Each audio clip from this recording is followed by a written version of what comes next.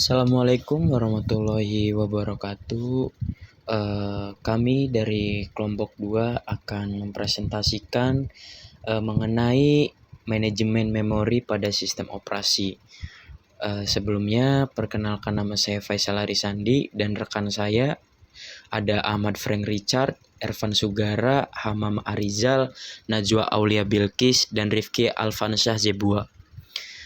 Pertama, kita masuk di slide manajemen memori landasan sistem operasi.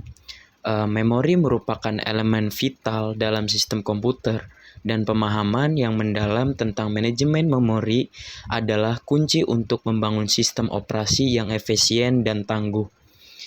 Selanjutnya masuk ke slide definisi memori dan pentingnya manajemen memori. Apa sih definisi memori? Memori merupakan komponen penting dalam sistem komputer yang berfungsi sebagai tempat penyimpanan data dan instruksi yang sedang diproses. Ini adalah area penyimpanan yang cepat dan dapat diakses secara langsung oleh unit pemrosesan pusat CPU. Selanjutnya, apa sih pentingnya manajemen memori? Manajemen memori adalah tugas kritis dalam sistem operasi yang bertanggung jawab untuk mengelola penggunaan memori yang tersedia secara efisien. Tujuannya adalah untuk memastikan bahwa semua proses dan aplikasi memiliki akses ke memori yang cukup untuk beroperasi dengan lancar dan mencegah konflik antara proses. Selanjutnya dilanjutkan oleh rekan saya. Terima kasih. Setelah kita mengetahui apa itu definisi dari manajemen memori, konsep dasar manajemen memori dan penggunaan manajemen memori, nah, manajemen memori pun memiliki peran dalam performa sistem operasi. Yang pertama, kecepatan. Manajemen memori dapat meningkatkan kecepatan eksekusi proses dengan memastikan akses memori yang cepat dan efisien. Dan yang kedua, stabilitas. Manajemen memori yang efektif membantu mencegah konflik antar proses. Yang ketiga, efisiensi. Manajemen memori yang optimal memaksimalkan penggunaan memori yang tersedia. Yang keempat, responsivitas. Manajemen memori yang baik dapat meningkatkan responsivitas sistem dengan memastikan bahwa proses penting memiliki akses ke memori yang cukup. Nah, itu tadi peran manajemen memori dalam performa sistem operasi. Setelah pembahasan definisi memori dan pentingnya manajemen memori, selanjutnya ada konsep dasar manajemen memori yang dibagi menjadi 3 bagian. Yang pertama, alokasi memori. Yang kedua, penggantian halaman. Yang ketiga, fragmentasi memori. Oke, kita pembahasan yang pertama yaitu ada alokasi memori. Adalah proses alokasi memori melibatkan penugasan bagian memori fisik kepada proses yang sedang berjalan. Tujuannya adalah untuk memastikan bahwa setiap proses memiliki ruang memori yang cukup untuk beroperasi. Yang kedua, penggantian halaman. Ketika ruang memori fisik terbatas, teknik penggantian halaman digunakan untuk memindahkan halaman memori yang tidak aktif dari memori fisik ke penyimpanan sekunder. Halaman yang diperlukan kemudian dapat dimod kembali ke memori ketika dibutuhkan. Dan yang ketiga, fragmentasi memori. Fragmentasi memori terjadi ketika memori fisik terfragmentasi menjadi blok-blok kecil yang tidak dapat digunakan oleh proses yang membutuhkan ruang memori yang besar. Hal ini dapat terjadi karena alokasi memori yang tidak efisien. Selanjutnya di sini ada saya Muhammad Rijal. Saya akan melanjutkan dari rekan saya yang sebelumnya, yaitu ada teknik alokasi memori yang ada dua contoh. Yang pertama itu ada pegging. Teknik pegging membagi memori virtual menjadi unit-unit berukuran tetap yang disebut halaman. Halaman-halaman ini kemudian dialokasikan ke memori fisik dalam bingkai yang berukuran sama.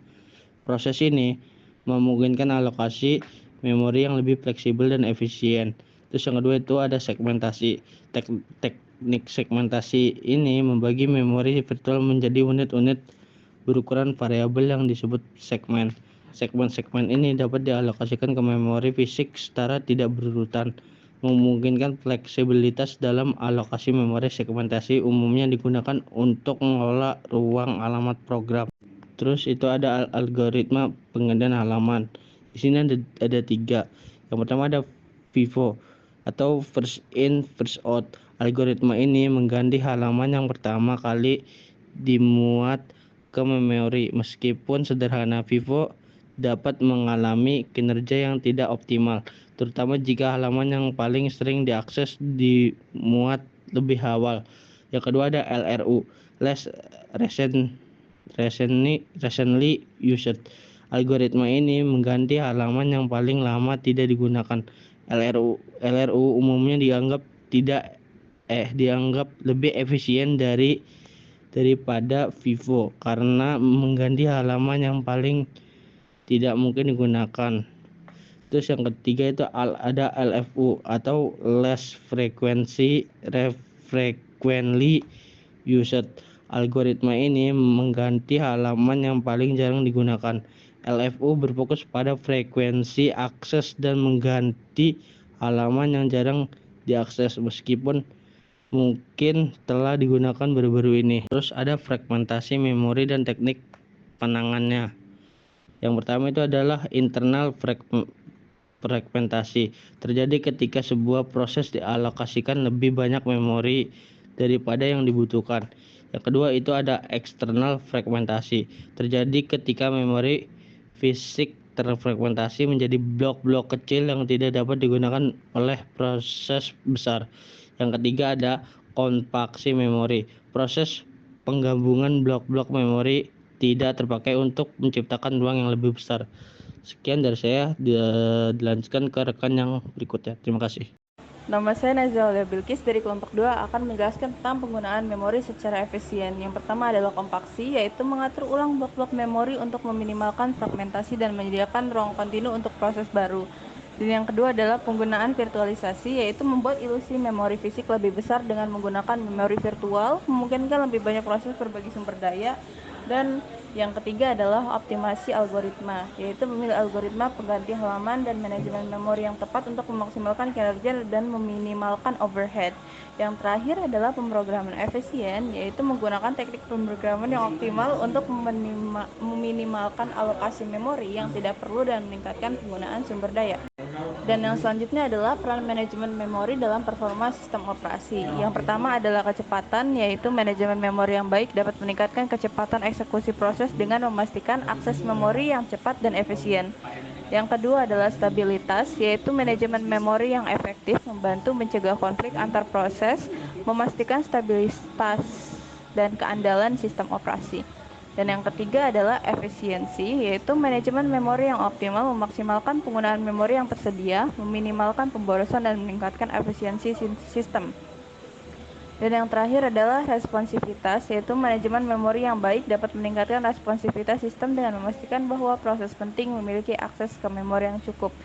Sekian dari saya. Assalamualaikum warahmatullahi wabarakatuh.